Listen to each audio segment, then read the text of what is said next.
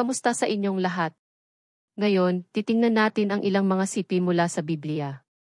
Sige, simulan na natin.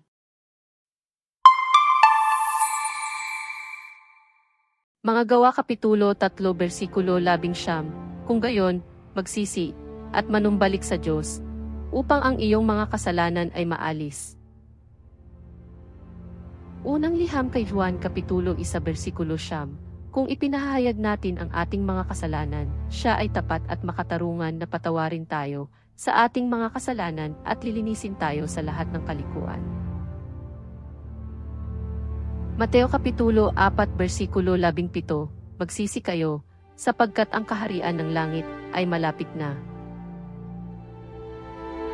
Lukas Kapitulo 13 versikulo 3. Hindi, sinasabi ko sa inyo, ngunit malibang kayo'y magsisi, kayong lahat ay mga mamatay din.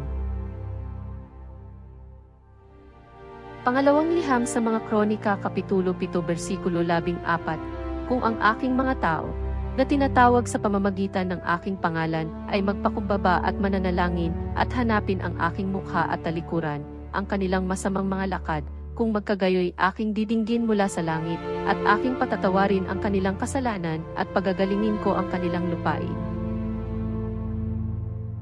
Gawa Kapitulo 2 versikulo 38. Sumagot si Pedro, magsisi kayo at magpabautismo, ang bawat isa sa inyo, sa pangalan ni Jesucristo para sa kapatawaran ng inyong mga kasalanan. At tatanggapin ninyo ang kaloob na Espiritu Santo. Marcos Kapitulo 1 versikulo 15. Ang oras ay naganap na, at ang kaharian ng Diyos ay malapit na, magsisi at maniwala sa Ebanghelyo.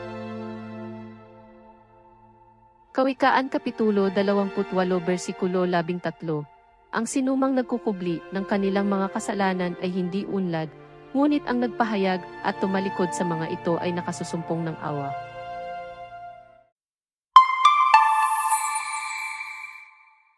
Naway mapuno ang iyong araw ng kagalakan, kapayapaan, at hindi mabilang na mga pagpapala. Manatiling positibo at yakapin ang kabutihan sa paligid mo. Salamat sa panunood.